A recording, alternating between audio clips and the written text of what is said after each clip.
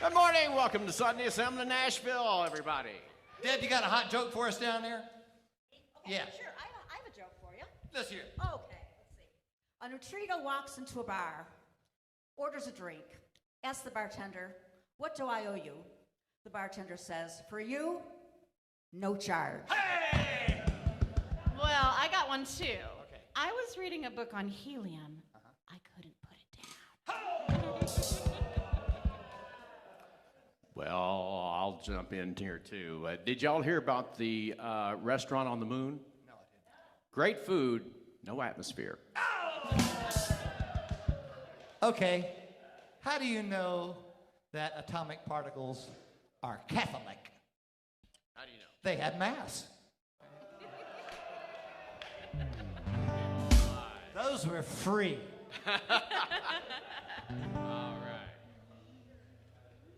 All right. I've got to jump in here and tell you I doubled up on the polygroup for this next song. Our whole universe was in a hot dead state. Nearly 14 billion years ago, expansion started. Wait! The earth began to cool, the autotrophs began to drool, Neanderthals developed tools, we built a wall. We built the pyramids. That's science history, unraveling the mystery that all started with the Big Bang. Hey! Since the dawn of man is really not that long, and every galaxy is time, and it takes to sing the song millions of a second, and the elements were made. The bipeds stood up straight, and dinosaurs all met their fate. They tried to leap, but they were late, and they all died. They froze their asses off the Oceans and Pangea, see it wouldn't want to be set in motion by the same Big Bang. It all started with the Big Bang. It's expanding ever outward, but one day it will cause a star to go the other way. Collapsing ever inward, we won't be here, it won't be heard. Our best and brightest figure that it'll make an even bigger bang.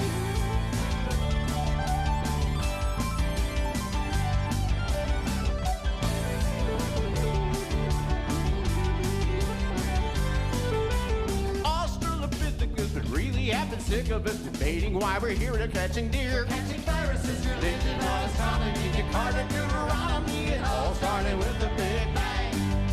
Religion and astrology, Einstein and mythology. It all started with the Big Bang. It all started with the Big Bang.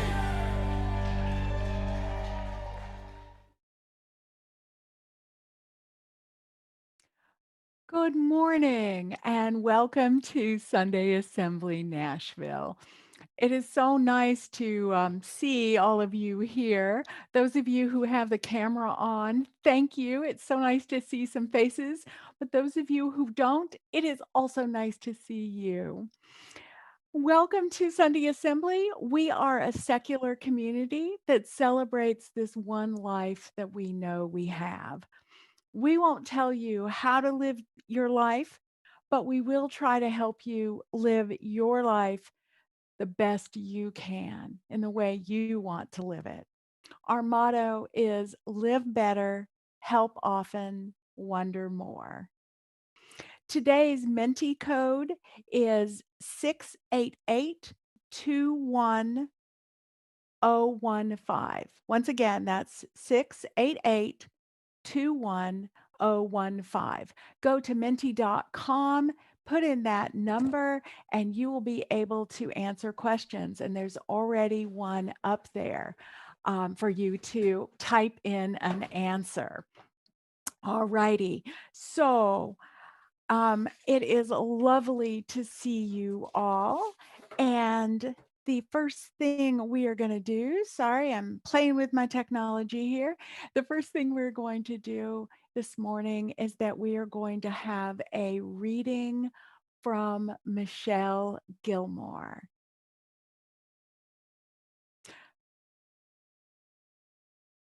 Hi, everyone.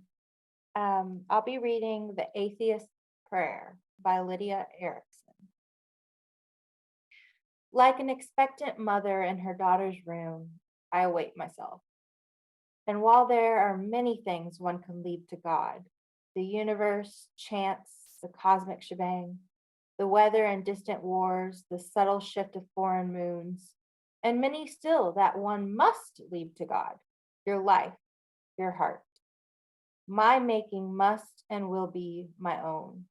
And if it is true that we cannot choose what we become, the circumstance and situation and the clockwork universe play such great a part as to make free will, personality, the self, a delusion, then I will choose the eyes that shape me, and I will choose the lies that make me.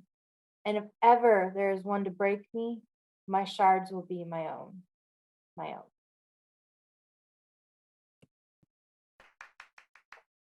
Wow, that was really beautiful. And really, I think embodies a lot of the things that we talk about here in Sunday Assembly. So thank you, Michelle. I neglected to mention that we have closed captioning available. So if anyone needs that, that can be done. And there is now a slide on your screen. I'm so sorry, Loie, for going out of order. You guys are great about keeping up. Thank you. There is our Zoom closed captioning instructions on how to do that. So that may make it a little clearer for those of you who might need that.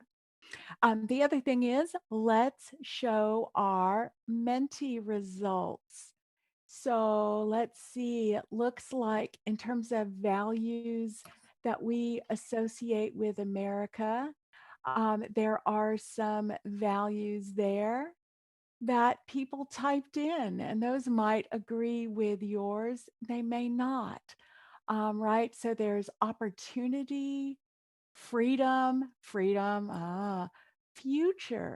Interesting. What value do you associate with America? So that's going to be something for you to all kind of keep thinking about, because today we're going to be talking about how America is maybe viewed by people in other countries. Right. So yeah, that's going to be really, really interesting.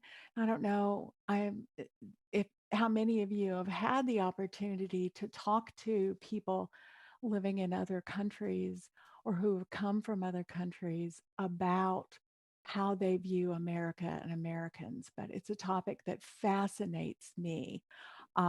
Whenever there's a poll on BuzzFeed that's like 10 weird things about Americans that Americans don't realize are weird. Like, I love those because viewing ourselves from another person's lens as a country or as human beings, right? Getting feedback from someone else about how they see us is almost always valuable feedback. So, yeah, how do other countries view us? How do we view ourselves as Americans? So, excellent. Thank you. And that is a great lead in into today's presentation. So, after the presentation, we started something last month. We're doing it again this month. Through the wonders of technology, our tech folks, Josh and Jason and Clayton, they are going to put you into a discussion group. So you don't have to do anything. They're going to automatically and randomly, I think, put people into small groups. And in those small groups, you will have a chance to discuss the presentation, to talk about any ideas it sparked for you or experiences you've had with this topic. So, and those discussion groups will last 5 to 6 minutes, and then you'll get a warning about we're about to go back to the main room, and then you will be automatically put back in the main room because we're just that slick. So let's start with today's presentation. Our presenter today is Dr. Chrissy Stroop. She is a prominent ex-evangelic writer, speaker, and advocate. She, along with her co-editor Lauren O'Neill, edited the essay anthology that I'm sure would interest many of us called Empty the Pews: Stories of Leaving the Church. I don't know about you, but that title caught me for two reasons. One is Empty the Pews. That is just a great line.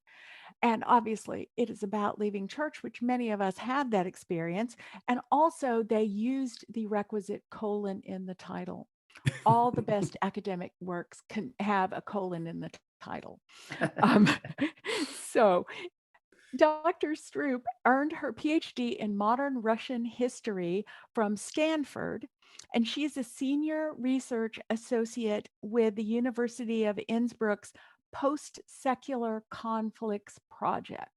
Also something that sounds fascinating. Dr. Stroop can be found online at Religion Dispatches. I read some of her pieces there and I was very impressed. And so I'm so glad she is today's speaker. Today, she is going to encourage us to think about the American cultural wars in a global context. So please, everyone, welcome Dr. Chrissy Stroop. Thank you so much for that warm introduction, Brenda. It's really my pleasure to be joining you today. I was really excited to get the invitation. I'd never actually been to a Sunday assembly before. It's really fun to see what this is all about and what you all do in Nashville. And while I understand the focus of Sunday assembly is on celebrating the one life that we know we all have, I have a kind of a reputation for being a depressing writer and speaker because I write about depressing things. But I'll try to end on a hopeful note. So yeah, well, let me start with this, notion of how we are perceived by different sorts of people. I've had the opportunities to spend a lot of time in foreign countries. This post-secular conflicts project is based in Austria, where I've spoken a few times, but it focuses mostly on networks that involve the Russian Orthodox Church and right-wing actors in America and in Europe that are focused on an anti-LGBTQ, anti-woman, and so-called pro-natural family that is, one man, one woman marriage, nuclear family, globally through, they use institutions like the UN, the European Court of Human Rights, and they appropriate the language of human rights to push for an anti-human rights agenda. So I'm going to talk a little bit about that. And one of the funny things about that is how much of an outsized role Russia and the United States play in these international networks. And I think a part of that has to do with what we might call sort of a post-Cold War or post-imperial hangover. Russia or the Soviet Union and the United States sort of got used to thinking of ourselves and each other as these two rival great powers, right? And interestingly, you see a lot of similarities in how many Russians and Americans think, or how many of us unfortunately don't think very much or very seriously about things that are going on outside our borders. At the same time, we pursue an aggressive foreign policy. So it's sort of a paradox that I like to call imperial provincialism. And you see it in things like in both Russia and the United States, let me just give you some examples of things that have happened to me in Russia. I think you'll probably immediately see the United States parallels, right? So, in Russia, there's a lot of ethnic minorities, different ones than here. If you go out for, ethnic food, your go-to is probably not going to be Mexican. That's hard to find in Russia, but it's going to be Georgian, not the state, the country. So, there's also people who come from former Soviet states in Central Asia. Sometimes people who just spend part of the year as like entrepreneurs and sojourners. And so, I guess I was talking about buying a watermelon with some ethnic Russians one time, that I'd bought from an Uzbek vendor. And someone started just going off, oh, these Uzbeks, they come up here from Central Asia and they sell their watermelons and they take all that money back down to Central Asia. And it's kind of, like, oh, these Mexicans are taking our jobs. I mean, you hear very similar rhetoric from Russians sometimes. Or I used to work in the service industry, and I had a manager who would say, there's just so much to do in America. I'm really not interested in going to foreign countries or seeing anything except, maybe someday Australia. And I think he said Australia because just in his head, Australians would be the perfect people to have a beer with because they're a lot like Americans, I think, in his head. But he talked about, he was a little bit misogynistic here. He liked to talk about how his wife was more cultured than him. And so she really wanted to go to Europe and see Paris and all those things. And she did that. And he would say, I'm still paying for it, you know, on my credit cards these days. And I've heard very similar things from Russians, right? Well, there's so much to do in our country. Our country is huge. So why would I want to go anywhere else? These are examples of what I would call imperial provincialism. And so the situation that that kind of creates is that there are a lot of things, maybe not our best characteristics, that are similar in terms of Russians and Americans. And, you know, maybe some of those things are positive. We can be very enthusiastic and patriotic, and sometimes that's good, and sometimes that goes in not so good directions. But if you want to talk about how we perceive each other, of course, we have all kinds of stereotypes about each other that aren't exactly fair. You know, for example, Russians think that Americans smile all the time because either we're stupid or we're hiding something, you know, so what do you do with that? And I'll just do one more anecdote before I start to explain the slides here, but there was a time when I was studying Russian in a provincial city of about 100,000 people, 2005, stayed with a host family. As far as the program knew, the host family was just this kind old lady, but she had started cohabiting with a guy who was very much a drunk, he drank a lot. He wanted me to drink a lot with him. It was awkward. And one day I came home from being tutored in Russian, and he's sitting there with a police officer at the table, and at the kitchen table, which is, you know, right to the right as you come in through the door. And I'm thinking, why is there a police officer here? And am I in trouble? And then it turns out he used to be on the force. And so this officer is an old colleague of his. And he says, oh, look, our American has come home. And the officer says, an American? Our best enemies.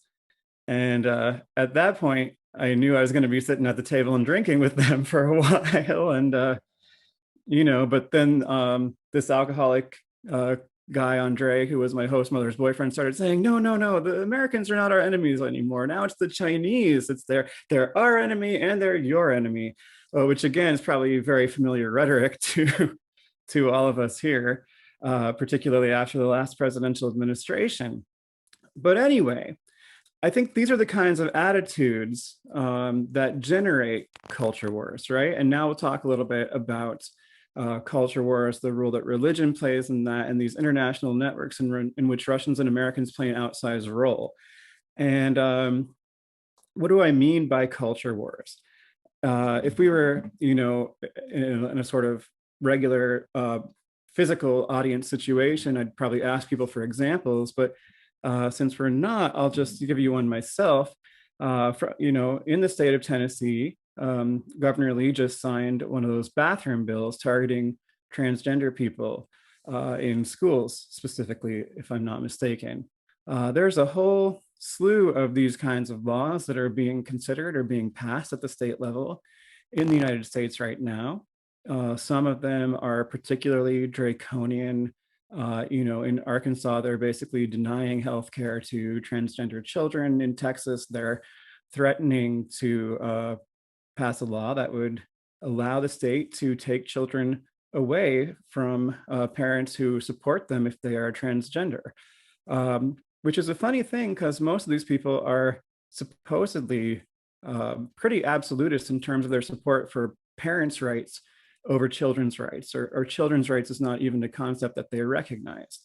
The conservatives in Russia today, and that would be people who do support Vladimir Putin. He has turned out to be a pretty conservative guy who is, you know, not necessarily the most pious Orthodox Christian believer, but someone who certainly, you know, makes sure to show up for Easter services in the Cathedral of Christ the Savior, and to show publicly that he is for and with the Russian Orthodox Church. And the Russian Orthodox Church globally has been vying for more influence in the Orthodox Christian world. So let's get to this slide number 1 now. So there's Putin, of course, the famous winking picture on the left. And some of us here are old enough to remember who that guy on the right is. That would be Pat Buchanan, paleoconservative who ran for president as the candidate of the Reform Party in 2000. And before that, tried a couple times to become the Republican nominee. He's an extreme right-wing Catholic. And let me just read you a quote, something that he had to say about Putin and about Russia in an article that he wrote on April 4th, 2014. Putin, says Pat Buchanan, is plugging into some of the modern world's most powerful currents, not only in his defiance of what much of the world sees as America's arrogant drive for global hegemony, not only in his tribal defense of lost Russians left behind when the USSR disintegrated, he is also tapping into the worldwide revulsion of and resistance to the sewage of a hedonistic secular and social revolution coming out of the West. It's quite the image there. And then Buchanan says, in the culture war for the future of mankind, Putin is planting Russia's flag firmly on the side of traditional Christianity. For someone like Pat Buchanan, what traditional Christianity means is patriarchal, anti-LGBTQ. In later Pat Buchanan, this is less spoken out loud than it used to be, but white people on top. Interestingly, white supremacists, white nationalists have seen an ally in Russia, even though Russia is a very ethnically diverse state and certainly has a lot of white supremacists there, but even the current very conservative government tries to keep them sort of on the margins. But even David Duke had an apartment in Moscow for a while at the beginning of this century. And people on the extreme right have been looking to Russia as kind of a leader or someone that they can rally to for a long time, who supports what they understand to be national sovereignty, which I think is kind of an analog on the international stage to what we might recognize as sort of states' rights arguments in America, right? So basically it means, let powerful white men do whatever they want. And certainly in Russia, there is a lot of racism, a lot of discrimination against people from Central Asia and the Caucasus Mountains and so forth. Now, some of you all might have noticed the date on that quotation, April 2014. It was in March 2014 that Russia annexed Crimea from Ukraine, the Crimean Peninsula. And that was the beginning of some serious destabilization of international relations. Funny thing about that, I was there when that happened.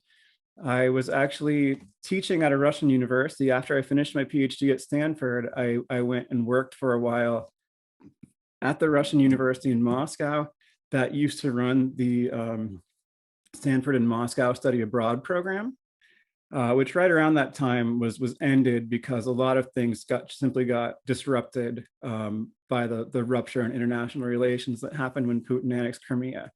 But I was there from 2012 to 2015, had a front row seat to a lot of these geopolitical changes, and also had to deal with things like capital flight and my ruble-denominated salary being severely devalued while I was still trying to deleverage from debt in dollars, and went through the stuff that the Russians were going through too, like the disappearance of good French cheese because Russia pushed counter sanctions on the EU and then stopped imports of EU agricultural products. There was the very funny episode of Belarusian shrimp being sold because people still wanted foreign imported shrimp, but obviously Belarus is a landlocked country, so there was a little creativity happening there. So yeah, it was quite an interesting time. And I was also teaching in an international program, and I watched the Russian students and the Western students become increasingly hostile to one another. And it's one of those funny things about the Russian-Western relationship, right? Sometimes it's warmer, sometimes it's more hostile. But interestingly enough, there's this whole long historical thread of people who see ideologically motivated people who see Russia as kind of a beacon of hope for them. Now, in the Soviet times, we would talk about fellow travelers, right? And we would associate that with sort of hardcore socialists. Today, I think we've entered an era of right-wing fellow travelers. And when we talk about culture wars being fought on the global stage, we can certainly talk about the United States exporting our own culture wars, but Russia is also playing a powerful role. And some of you all might also have sort of looked into some of the things that happened over the last few years with Russia infiltrating the NRA and using the NRA and the National Prayer Breakfast to try to gain influence over American politicians. It's something that's kind of easy for them to do on the American right at this time because of the admiration for Putin's crackdown. And yeah, if you would go back to the previous slide, please, I'll talk a little bit about Franklin Graham, coming from people like Franklin Graham, who of course is the president and CEO of the Billy Graham Evangelistic Association, named for his very famous father. Let me read you a quote from Franklin Graham from around that same time. This is from February 2014. He's commenting, it's something that he said in the middle of commenting on the Sochi Winter Olympics. And this is after Russia passed the so-called anti-gay propaganda law, meaning that you couldn't tell children about life-saving information, if they are transgender, if they are gay, you can't support that, right? It's illegal. And so Franklin Graham thinks that's great. And he says, isn't it sad, though, that America's own morality has fallen so far that on this issue, protecting children from any homosexual agenda or propaganda, Russia's standard is higher than our own. Our president and his attorney general have turned their backs on God and his standards, and many in Congress are following the administration's lead. This is shameful. Franklin Graham was really mad that President Obama sent openly queer people as members of his delegation to the Sochi Olympics, which was obviously meant to send a diplomatic message. Why 2014? Why were there so many comments from prominent right-wingers then? The reason is that they saw LGBTQ people making civil rights gains in the United States. Of course, Obergefell hadn't been decided yet, but the momentum was absolutely there. The Obama administration and Obama's second term had come on board, and they were sort of panicked. And so there was this effort to push this agenda outside the United States borders and to look to places like Russia as models. Then, of course, under Trump, maybe they weren't as panicked because they were able to pursue a lot of their agenda at home. But these networks continued. And I just realized I'm going over my time, because when I started, I thought about, I had for some reason in my head, I had half an hour, but I remember I was only supposed to have 18 minutes. So I apologize for that. But if you'll go ahead to the next slide, Loie, I'll just kind of sum this up quickly. Well, maybe I won't say too much about how Russia got there, but just quickly, there was a kind of ideological vacuum, right, after the collapse of the Soviet Union. But the Soviet Union was a place where people were used to having a big idea of what it meant to be a citizen of their country.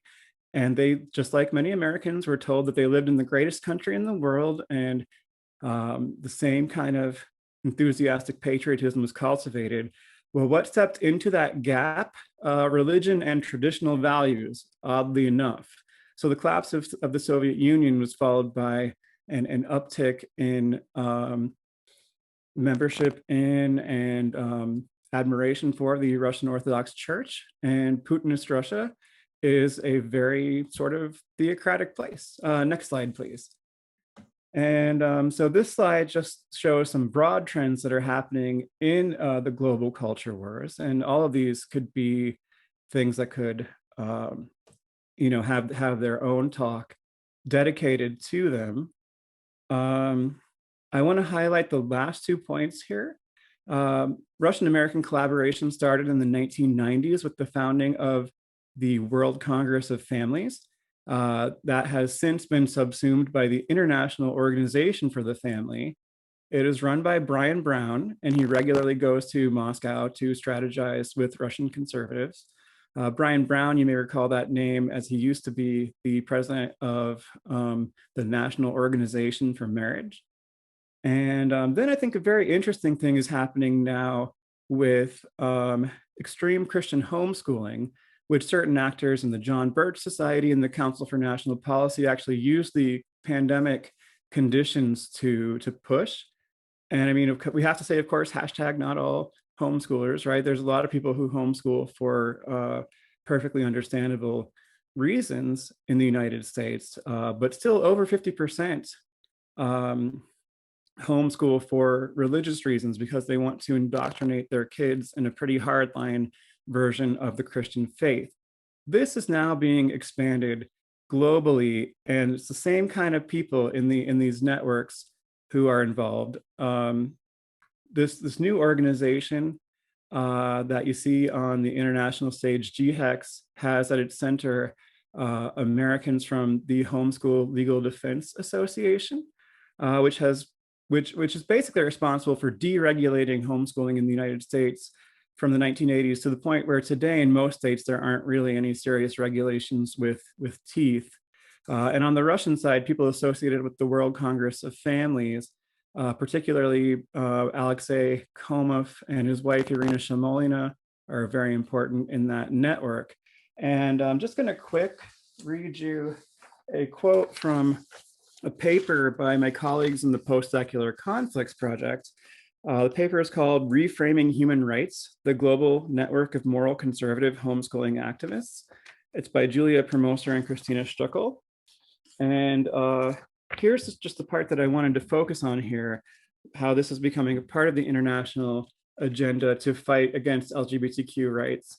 And they've been pursuing cases at the European Court of Human Rights. They've been trying to pass UN resolutions that recognize the natural family as the natural constituent of society, precisely to take rights away from individuals and locate them in the patriarchal family, particularly the father.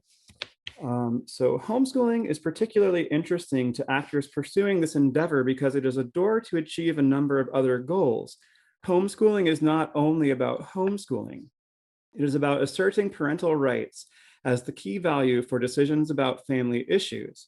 Therefore, it functions as a first step into inverting the order of priorities in terms of whose rights have precedence, and thus achieving a general reframing of human rights and consolidation of a particular understanding of the family within human rights jurisprudence and legislation. In other words, on the international stage, you have people who are trying to reframe international law using good concepts, using human rights language to actually take rights away from people, same as we see with religious freedom laws so often in the United States. And many of the actors are American, but they're not working alone. So I think that's an important thing to be aware of. What can we do about it?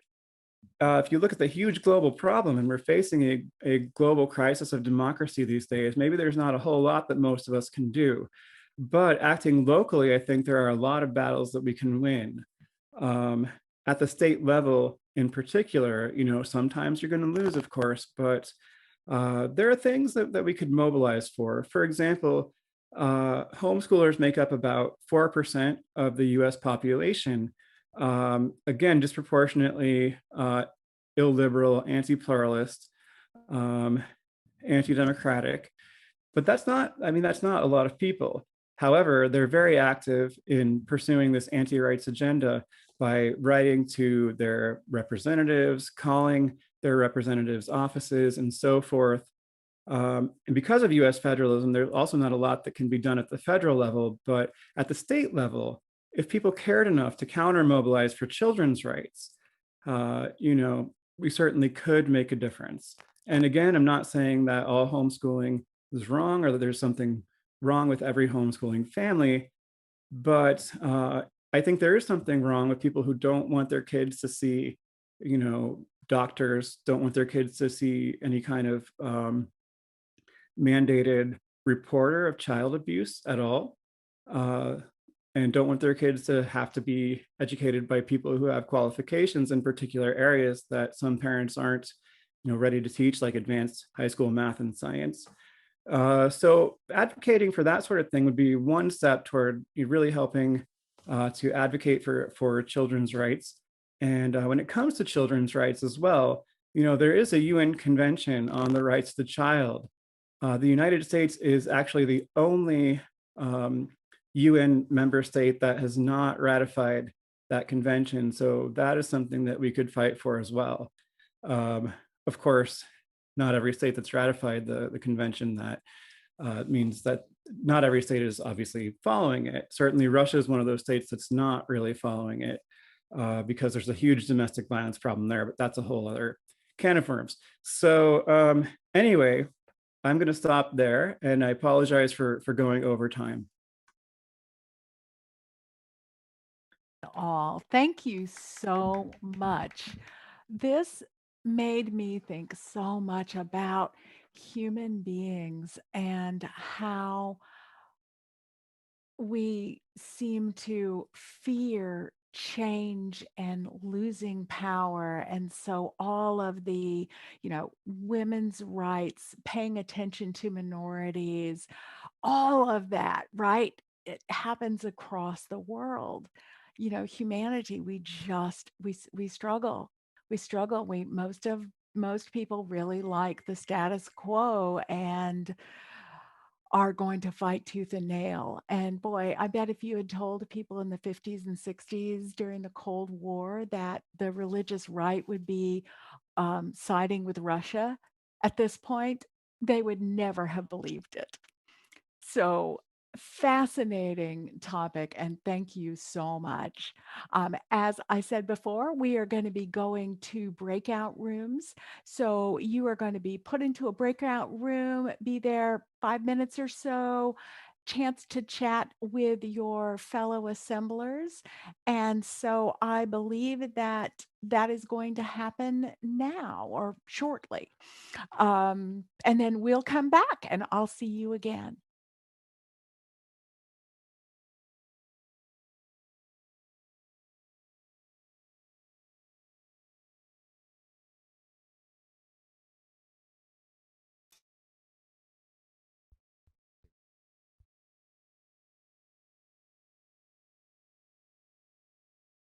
Are we there? Hey, there's Chris.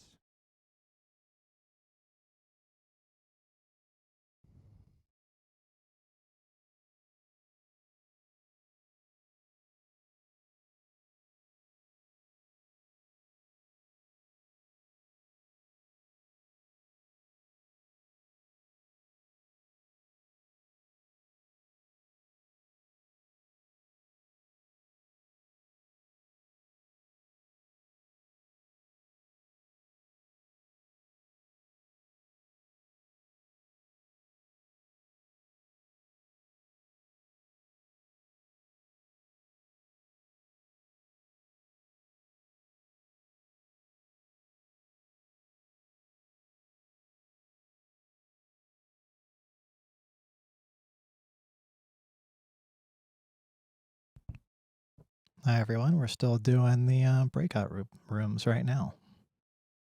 Just stand by. A few of us, as you can see me here from the side view, a few of us are going to stay in the main room while everyone else goes to breakout. Apologize we don't have any background, lovely Jeopardy music or something for you, but just hang out for a little bit.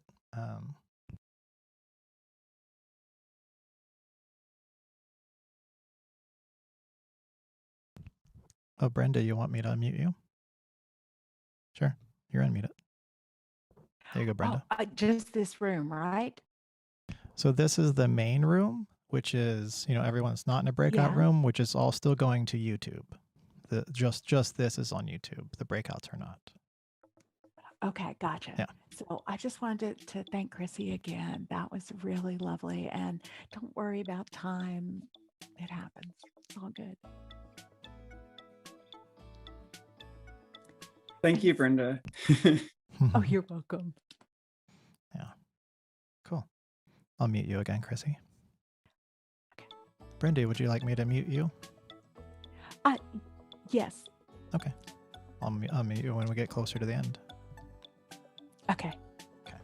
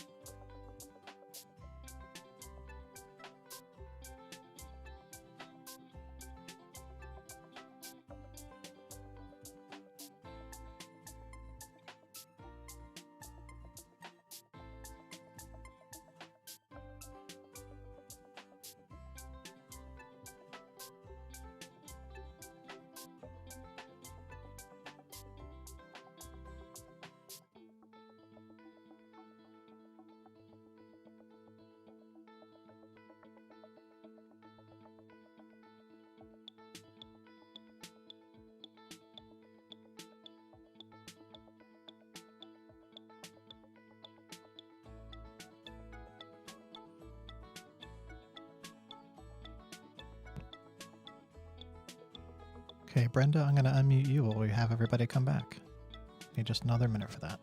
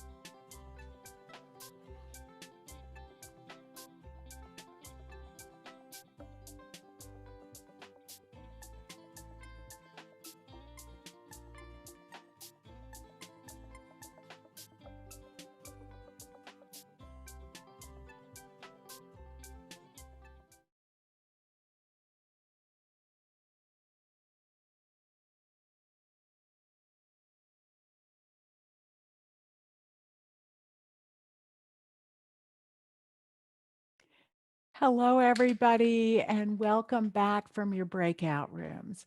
I'm sure you guys had some interesting discussions.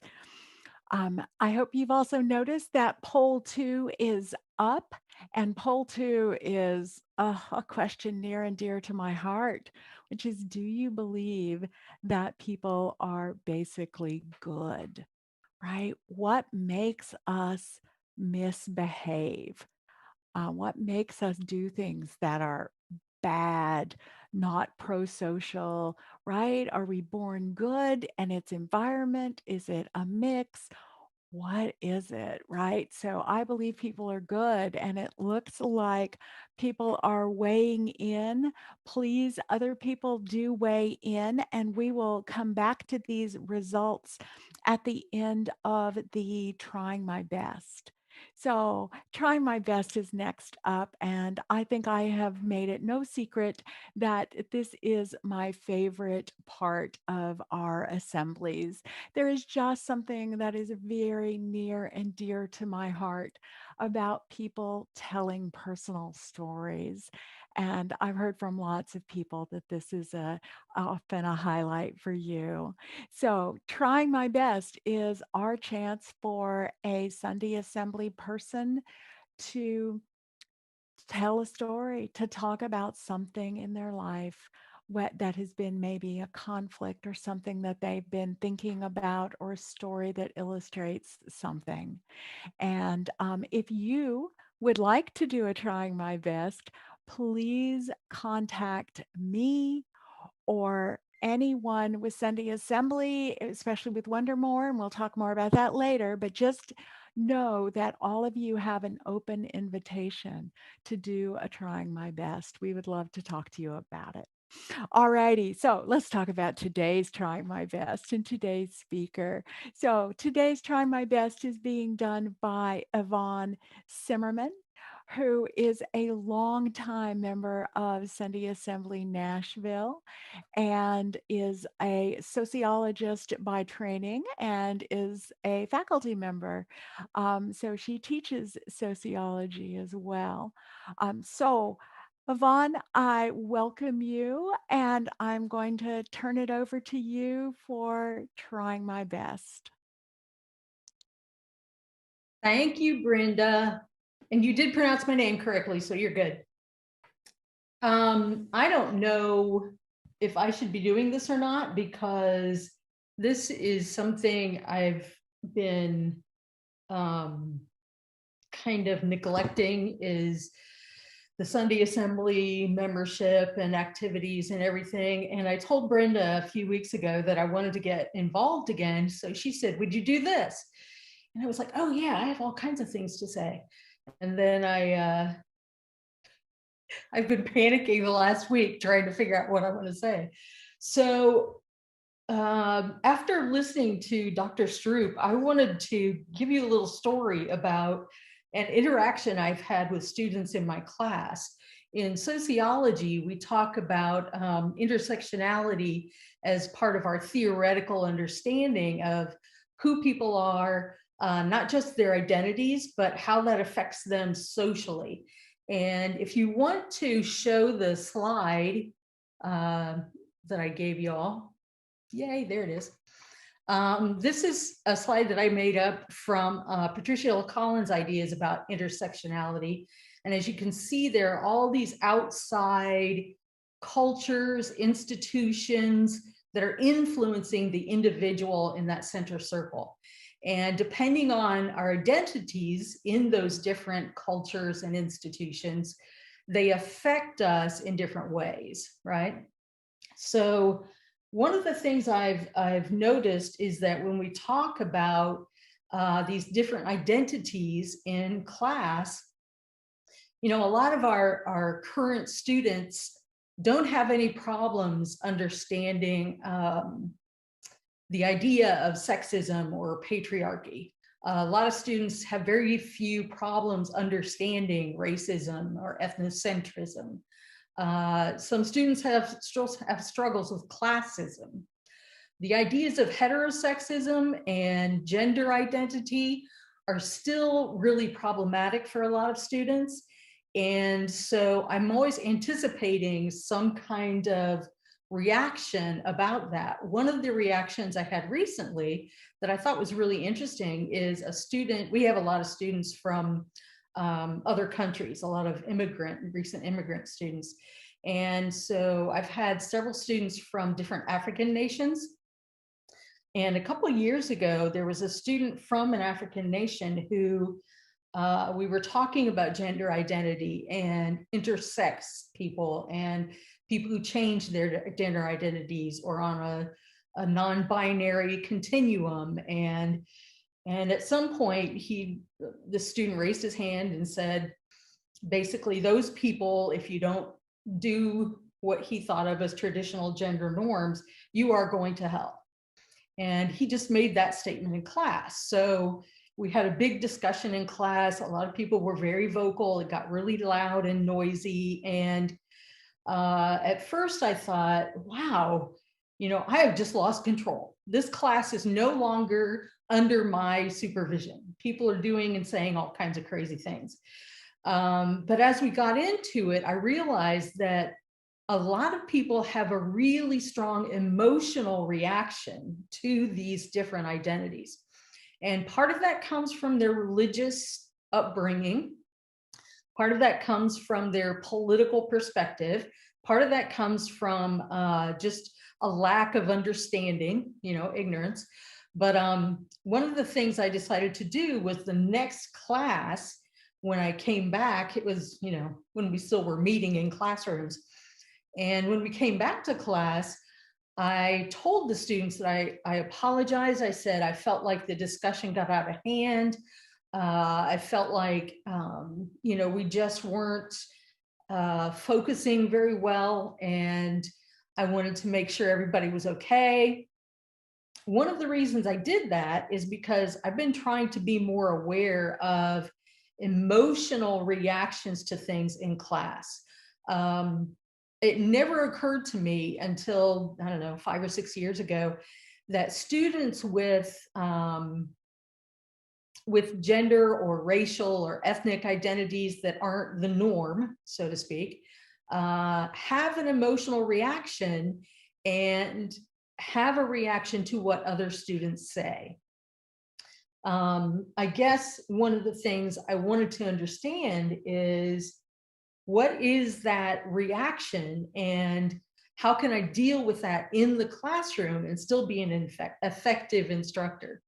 And as I brought that up in the next class session, one of them said something about, well, that's just the way we talk about things. That this was not unusual, that we didn't understand, or they didn't understand that this was something that is abnormal. Now, I felt like I was losing control as an instructor, but they felt like they were having a normal conversation.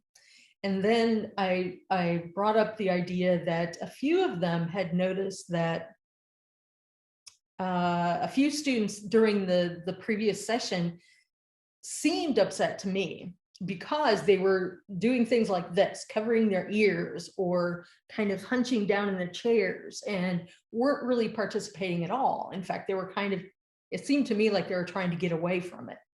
And so I brought that up. I didn't point anybody out, but I brought that up, and that at least appeared to get people to start thinking about their own words and what they were bringing out in the discussion.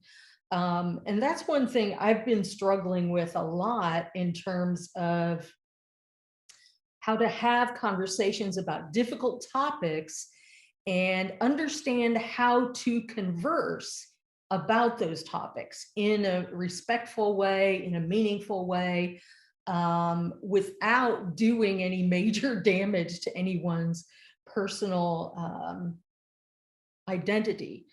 So that's something I've been really struggling with. And I don't know that I have any answers, but I know one thing I have to do when I continue to do this is allow myself to be vulnerable. And maybe sometimes losing control over the classroom and the discussion is something that students need to experience, so that they understand that they have a role in the discussion, that they have a responsibility to other students in the class. So I hope that helped. And that whole idea of intersectionality is something I'm really struggling with and trying to figure out. And I hope that it continues, and it will for a long time, I think. So thank you for this opportunity, and I hope to stay more involved. And yay. Thank you so much, Yvonne. Yeah, see what happens when you volunteer? When you say, I want to be more involved, I will find a way. So, and that is a great segue to later. We're going to be talking about ways to get involved in Sunday Assembly. So, thank you so much, Yvonne, for doing today's Trying My Best. I really appreciate it. And now I believe we're going to be looking at those poll 2 results. So, let's see where we are. Oh, it looks like in general, right? We are on the I believe people are basically good side, right? And that's an interesting place to be. I think it's probably no surprise to y'all that I would have voted more on that side too.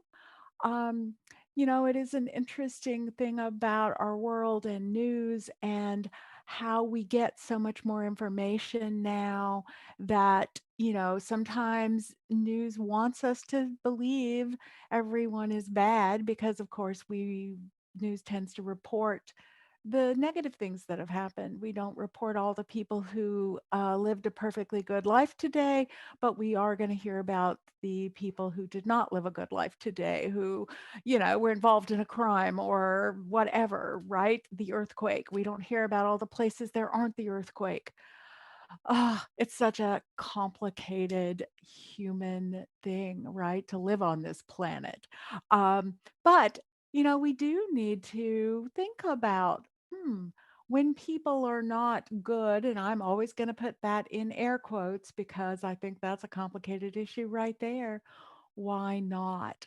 Right? I can't help but as a psychologist, think about how much fear runs so much of the bad behavior, how much our pain and our fear make us homophobic, make us less likely to listen to people who disagree with us, make us have those kinds of loud discussions that Yvonne talked about, or the kind of homophobia that Chrissy Stroop talked about, right? So, anyway, thank you so much for participating in the poll.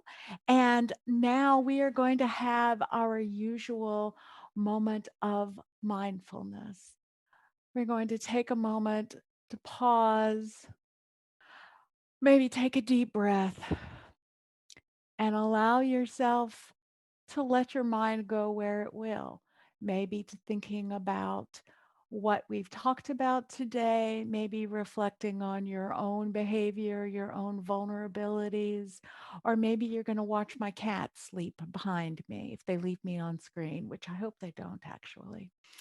And I will see you again. Actually, no, we're going to have a song, a Stephen Phelps original called Uncivil War, that will bring us out of this moment of mindfulness.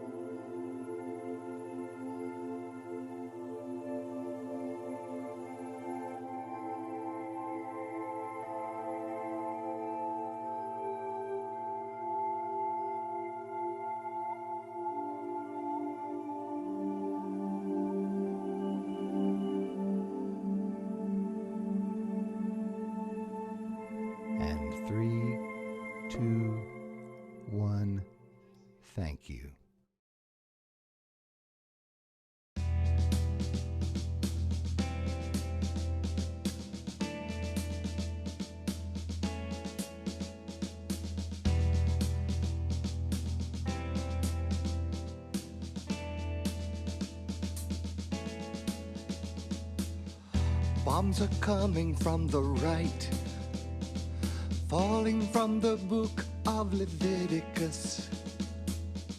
We must ready for the fight, recruit the just and the valorous. We hit them hard with humanity. They wouldn't hammer out a truce. They countered reason with profanity. Time to rally all our troops and get down in the trenches for an all-out offensive. We look for higher ground, but there's no decorum to be found. There is no conversation, only shouted accusations. Invectives are the ammo of the closed-minded cultural core. They draw the lines of division, lob grenades of derision. They have weaponized a diatribe. This is an uncivil war, an uncivil war.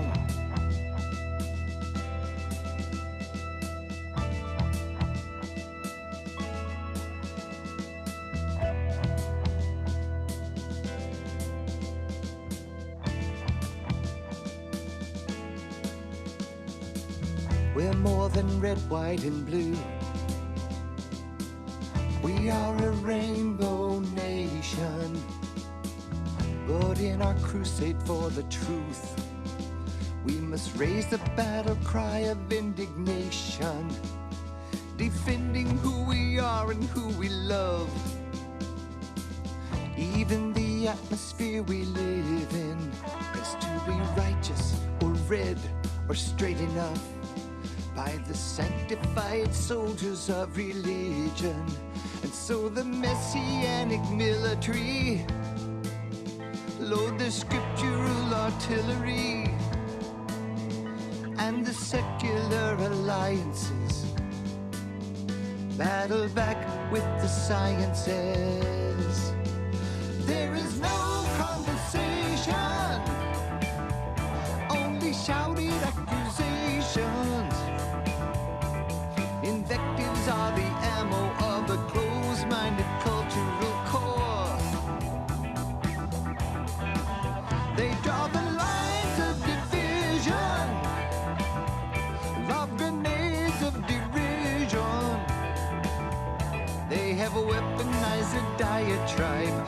This is an uncivil war, an uncivil war.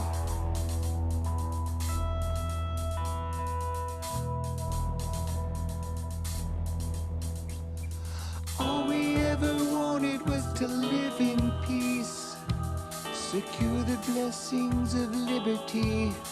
We will never surrender this land of the free to the infidels of democracy. There is no conversation, only shouted accusations. Invectives are the ammo of the closed-minded cultural war. They draw the lines of division, lob grenades of derision. They have weaponized the diatribe. This is an uncivil war,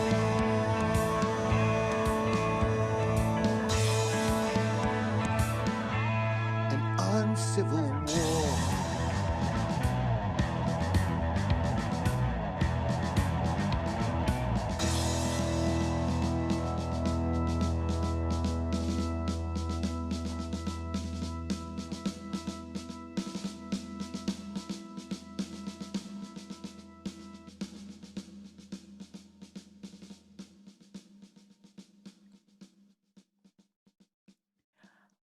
Wow, that was amazing. Thank you so much, Stephen Phelps.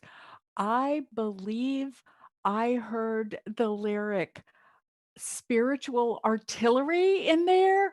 Oh my gosh, I love that. You are such a genius with words and music. So thank you very, very much, Stephen. All righty, so poll 3 should be ready. I'm I'm watching myself occasionally, and I never realized how much I flap my hands about. I'm gonna sit on them for the next 10 minutes. So poll 3 is I actively seek information on the internet that is contrary to a currently held belief. Ooh, that is a fabulous question. I love it. All right, so please, everybody, weigh in. Do you do that or do you not? And we will come back to the answers for that. But first, we're going to do announcements and thanks. Oh my goodness. I'm going to start with the thanks. I have a bunch of thanks. Obviously, Stephen, for doing all the music, not just that brilliant song that I'm pretty sure you wrote just for this assembly. If not, it was amazingly on point, but I think you probably did. Um, and I would also like to thank, of course, our speaker, Dr. Chrissy Stroop, for engaging us to wonder more today. I would also, of course, like to thank Yvonne for our trying my best, Michelle for doing the reading, and a special thanks to Bethany Carter for putting this whole assembly together. I was so privileged to be a part of it and to be working with all these wonderful people, including our amazing tech folks. You guys, like, you just don't even know how hard they work and how much they do. They make this look so seamless. And I am sure I'm giving Loie fits because I'm not doing these things in the orders that she expected. I'm sorry, Chloe. Let's go back to, now that I've done those acknowledgments, let's go to donate. Donate. Thank you. This is our slide about donation. There are lots of ways that you can contribute to our volunteer-led community. So the one that I can't help but highlight is become a sustaining member. That is so helpful to us. If we know that we have a certain amount of money coming in, it helps us plan. You can also make a one-time donation, and you can do that. The instructions are on the screen with PayPal. So please, please, please think about making a contribution to our efforts. Also, we need volunteers, so please get involved. Production is Jason Panks. Music is Stephen Phelps, Live Better, me, Help Off, and Kate Turner, and Wonder More, Josh Brown. He is our new chair. So thank you very much, Josh Brown, for being our chair of Wonder More. So if you want to get involved, contact any of those people and they will be happy to. Now, if you're wondering how to contact them, all of those committees have email addresses that are blank at sundayassemblynashville.com. So Wonder More is Wonder More at sundayassemblynashville.com, and that will go to Josh Brown. Live Better is Live Better at Nashville.com, and that will get to me. So that is how you can contact those people directly. Alrighty, we can go back to social media. Loie, join us, please, on social media. That is a great way to contact people as well.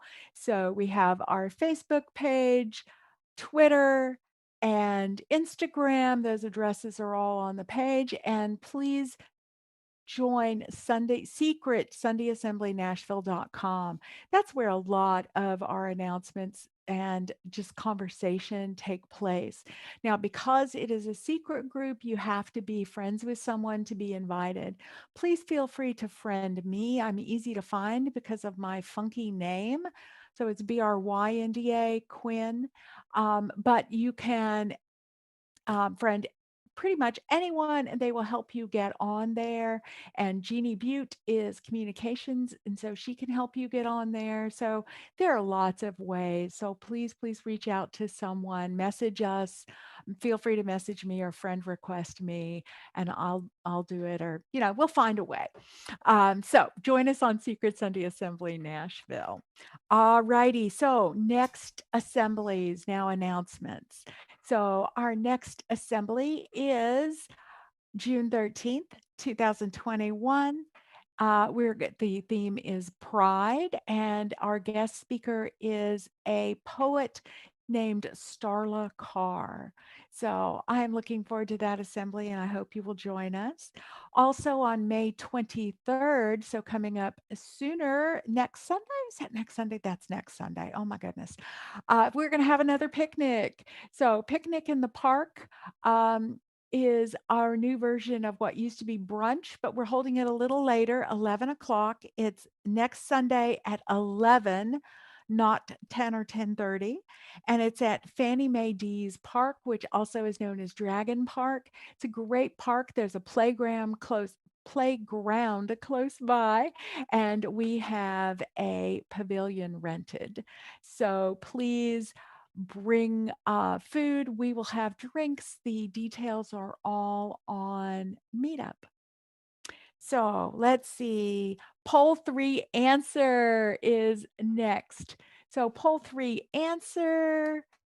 And we have, can I see that poll close up? It looks like a lot of people are saying they do actively seek out information. Wow. Good for you guys. I have to admit, sometimes contrary information is difficult and upsetting, and I can be bad about staying in my bubble. So, intellectually, I know that I should seek out contrary information, but I have to admit, I don't always do it. And I suspect that there are a few of us who have that conflict. So thank you, Loie. I forgot your name earlier. Thank you, Loie, for doing our slides in the Mentimeter. You are fabulous, and thank you for hopping around a little bit with me today. I'm a little more impulsive than I probably should be for your liking. So you've been great about following me. All righty, guys. So closing thoughts, and then we are going to finish with a song. So, this has been such a great assembly to be part of. I am really privileged to be today's host and to be a part of it. It really, just the whole topic and thinking about it has made me think a lot about national boundaries and how sometimes we get caught up in just thinking about ourselves. And I have a funny background in that I was raised by a German mother who moved to the United States as an adult. So when I say I am of German heritage, I don't mean generations back. I mean, I was raised by a German mother, and I have cousins and had aunts and uncles and grandparents that I would go to see in Germany. And maybe that gave me a different perspective, but I always thought that it was very weird that we have organizations like Feed America First, right? Which is locally active, Feed America First. Like why? Why? Why are Americans more deserving of food than someone who happened to be born on the other side of an imaginary line in the ground, right? That is such an odd thing. And I know from my German relatives, and also I had British in laws with my late husband. And so I got to hear a lot of people's opinions of Americans. And one of the things they say is how patriotic we are, which I think sometimes is code for America first, America before everyone. And It's not one of the prettiest parts of being American, to my mind at least. And this assembly made me think about that, right? And also, you can extend that. Why heterosexuals first? Why is that the right way to be? And non-heterosexual is the other. Why is male, white, cisgendered, heterosexual, right? And everything else is an alternative, right? It's like that is the OG, the original, and everybody else is a variation. Can't everything be a variation? Can't everything be equal? Body shapes, the way faces look, everything, right? But I also know that's hard for humans. We're human. So thank you for joining us today. I hope to see you next month. I hope that we have a host who does not use her hands as much. And I hope that everyone comes to the picnic in the park. So goodbye and thank you for being here. 1, thank you, Brenda. 2, 1, Sing along. 2, 3, 4.